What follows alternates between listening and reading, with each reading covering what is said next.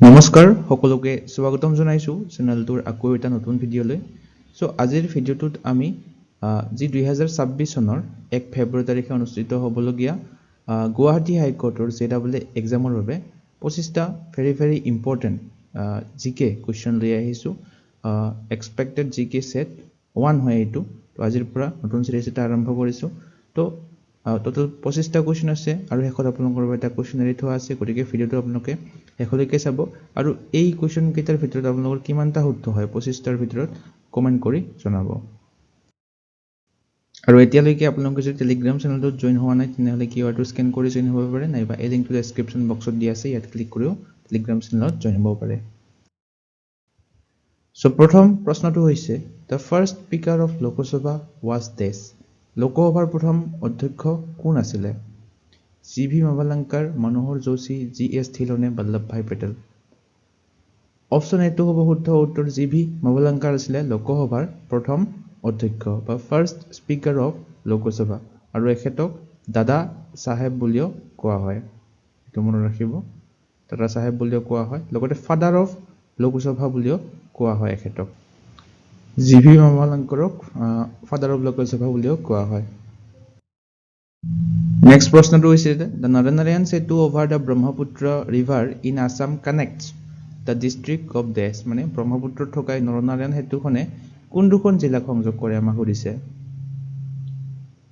তো এই দলংখনে বঙাইগাঁও আৰু গোৱালপাৰা জিলাক সংযোগ কৰে এইটো মনত ৰাখিব নেক্সট কোৱেশ্চনটো হৈছে number of Rajya Sabha seats from Assam is অসমৰ পৰা ৰাজ্যসভাৰ আসনৰ সংখ্যা কিমানখন তো অসমৰ পৰা ৰাজ্যসভালৈ অসমৰ আসনৰ সংখ্যা হৈছে 7খন নেক্সট প্ৰশ্নটো হৈছে ইউথেনেচিয়া লিটাৰেলি মিন্স মানে এই ইউথেনেচিয়া শব্দটোৰ মিনিং আমাক ক'বলৈ দিছিলে তো ইয়াৰে অপচন এটো হ'ব শুদ্ধ উত্তৰ মাৰ্সি কিলিং ইয়াৰে হত্যা কৰা বুজায় এই ইউথেনেচিয়া শব্দটোৱে মানে গুড ডেথ বুলিও ক'ব পৰা যায় গুড ডেথ ইজি ডেথ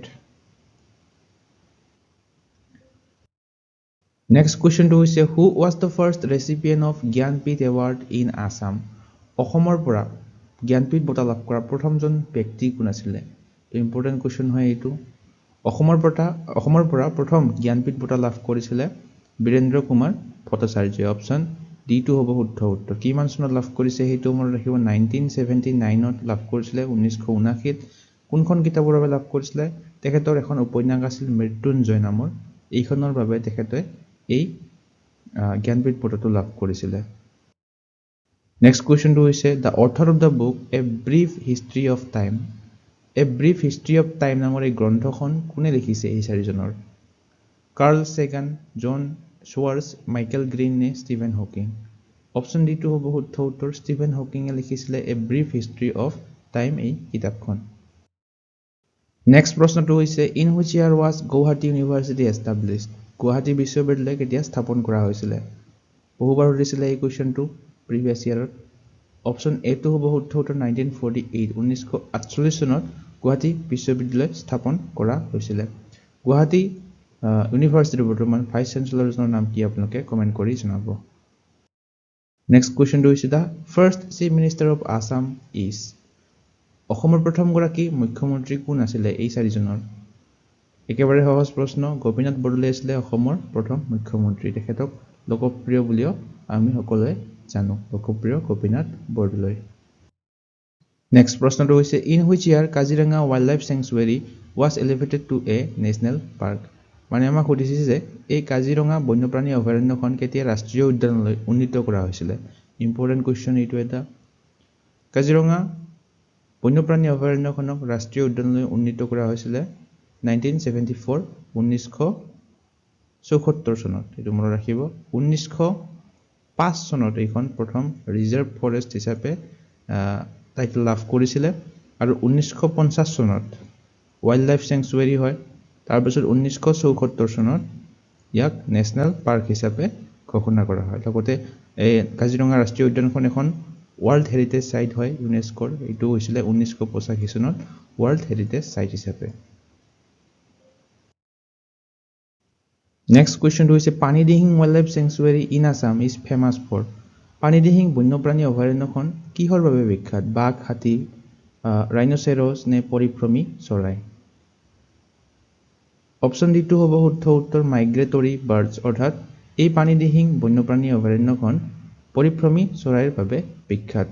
কোনখন ডিষ্ট্ৰিক্টত অৱস্থিত আপোনালোকে ডিষ্ট্ৰিক্টখন কমেণ্ট কৰি জনাব। নেক্সট প্ৰশ্নটো হৈছে Sainik school in Assam is situated in the district dash. অসমৰ সৈনিক বিদ্যালয় কোনখন জিলাত অৱস্থিত আমাক সুধিছে, খালী ঠাই পূৰ কৰিব দিছে। গোৱালপাৰা, বৰপেটা, বঙাইগাঁও নে কোকৰাঝাৰ? অপশ্যন এটো হ'ব শুদ্ধ উত্তৰ গোৱালপাৰা জিলাত অৱস্থিত। নেক্সট কুৱেশ্যনটো হৈছে ফাৰ্ষ্ট এছামিজ কালাৰ ফিল্ম। অসমৰ প্ৰথম অসমীয়া ৰঙীন চলচ্চিত্ৰ কোনখন এই চাৰিখনৰ? অপশ্যন এটো হ'ব শুদ্ধ উত্তৰ ভাইটিখন হৈছে প্ৰথম অসমীয়া ৰঙীন চলচ্চিত্ৰ, যিখন 1972 চনত ৰিলিজ হৈছিলে। কোনে পৰিচালক আছিলে এই চিনেমাখনৰ? কমল চৌধুৰী আছিলে এই ছবিখনৰ পৰিচালক বা ডাইৰেক্টৰ। নেক্সট প্ৰশ্নটো হৈছে first medical college in Assam is dash. অসমৰ প্ৰথমখন চিকিৎসা মহাবিদ্যালয় কোনখন? বহুবাৰ আহিছিলে আগৰ ইয়াৰত এই কুৱেশ্যনটো।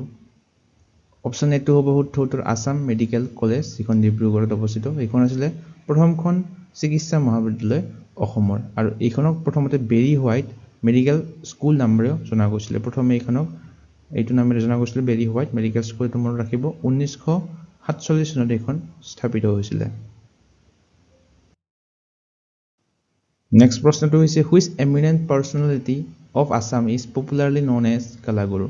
অসমৰ কোনজন বিশিষ্ট ব্যক্তিত্বক আমি কলাগুৰু বুলি জানো? তো কলাগুৰু কাৰ ছদ্মনাম হয়? অপশ্যন চি বিষ্ণুপ্ৰসাদ ৰাভাৰ। অপশ্যন চিটো হ'ব শুদ্ধ উত্তৰ। নেক্সট প্ৰশ্নটো হৈছে which of the following place in Assam is famous for bell metal product. কাঁহ পিতলৰ সামগ্ৰীৰ বাবে অসমৰ কোনখন ঠাই বিখ্যাত আমি ক'ব লাগে? একেবাৰে সহজ প্ৰশ্ন, সৰ্থেবাৰী ঠাইখন বিখ্যাত। নেক্সট কুৱেশ্যনটো হৈছে Fakhruddin Ali Ahmed medical college in Assam is situated in which district. Fakhruddin Ali Ahmed চিকিৎসা মহাবিদ্যালয়খন কোনখন জিলাত অৱস্থিত? বৰপেটা জিলাত অৱস্থিত এই মেডিকেল কলেজখন। আৰু আমি সকলোৱে জানো এই ফখৰুদ্দিন আলী আহমেদ হৈছে অসমৰ পৰা হোৱা প্ৰথমগৰাকী ৰাষ্ট্ৰপতি।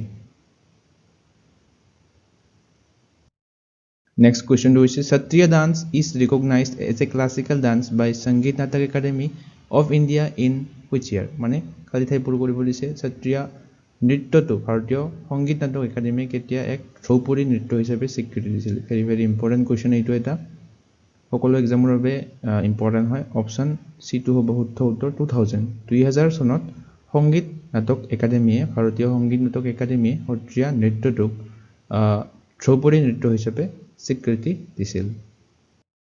কুৱেশ্যনটো হৈছে 14th South Asian Games 2026 will be held at।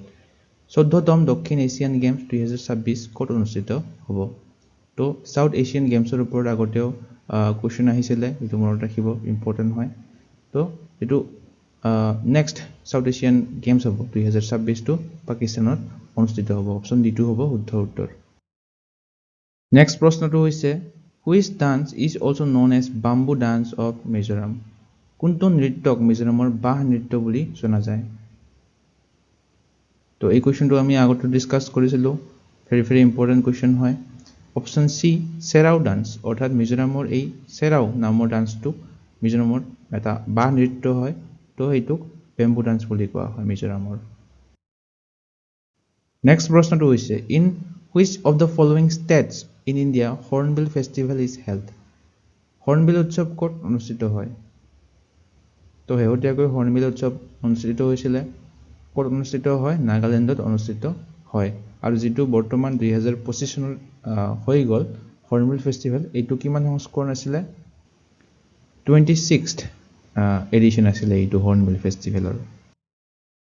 Next প্ৰশ্নটো হৈছে the Tibetan river Tsangpo enters to India through the state of dash. মানে তিব্বতীয় নদীটো হৈছে চাংপো কোনখন ৰাজ্যৰ মাজেৰে ভাৰতত প্ৰৱেশ কৰে? তো ইনডাইৰেক্টলি সুধিছে কুৱেশ্যনটো। আমি জানো সকলোৱে ব্ৰহ্মপুত্ৰ নদীটোকে চাংপো বুলি কোৱা হয় তিব্বতত। তো চাংপো নামেৰে কোনখন নদীত প্ৰৱেশ কৰে?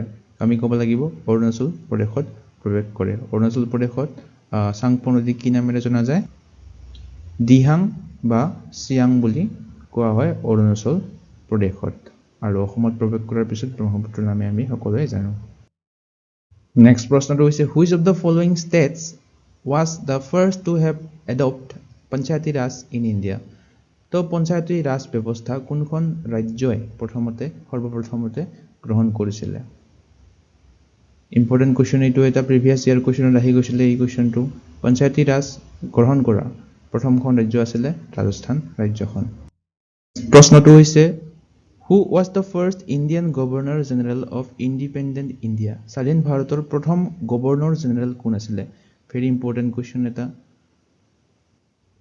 ইয়াৰে অপচন সি টু হ'ব শুদ্ধ উত্তৰ সি ৰাজা গোপালাচাৰী আছিল প্ৰথমজন গভৰ্ণৰ জেনেৰেল স্বাধীন ভাৰতৰ আৰু যদি আমাক ব্ৰিটিছ ইণ্ডিয়াৰ প্ৰথম গভৰ্ণৰ জেনেৰেলজনৰ নাম সোধে তেওঁৰ নাম কি হয় আপোনালোকে কমেন্টত জনাবচোন নেক্সট প্ৰশ্নটো হৈছে Who was the first Indian woman to win gold medal in the Olympics? অলিম্পিকত স্বৰ্ণ পদক লাভ কৰা প্ৰথমগৰাকী ভাৰতীয় মহিলা কোন আছিল ববিতা ফোগাট দীপা ফোগাট নে কৰ্ণম মালেশ্বৰী নে এটাও নহয় অপচন সি টু হ'ব শুদ্ধ উত্তৰ কৰ্ণম মালেশ্বৰী হৈছে প্ৰথমগৰাকী ভাৰতীয় মহিলা যিয়ে অলিম্পিকত সোণৰ পদক লাভ কৰিছিল কোন চনত লাভ কৰিছিল 2000 চনত লাভ কৰিছিল যেটো সিডনীত অনুষ্ঠিত হৈছিল নেক্সট কোৱেশ্চনটো হৈছে where the famous Ajanta caves are located in India বিখ্যাত অজন্তা গুহাবিলাক ক'ত অৱস্থিত ভাৰতৰ ক'ত অৱস্থিত অপচন সি মহাৰাষ্ট্ৰ ৰাজ্যখনত অৱস্থিত এই অজন্তা কেভছ বিলাক সো আজিৰ ভিডিওটোৰ কোৱেশ্চনটো হৈছে which of the following district of Assam having an international border তলৰ কোনখন জিলাৰ আন্তঃৰাষ্ট্ৰীয় সীমা আছে কাছাৰ কৰিমগঞ্জ লখিমপুৰ নে এটাও নহয় এই চাৰিটা অপচনৰ কোনটো শুদ্ধ হয় আপোনালোকে কমেন্ট সেকশনত জনাব আজিৰ ভিডিওটো চাই আপোনালোকে কেনে পালে কমেন্ট সেকশনত জনাবলৈ নাপাহৰিব লাইক এটা কৰিব শ্বেয়াৰ এটা কৰিব লগতে এসেনশিয়েল ষ্টাডি জন চেনেলটো সাবস্ক্ৰাইব কৰি ল'ব আৰু ধৰণৰ কন্টেন্ট আগলৈ পাই থাকিবৰ বাবে আজিলৈ মানে ধন্যবাদ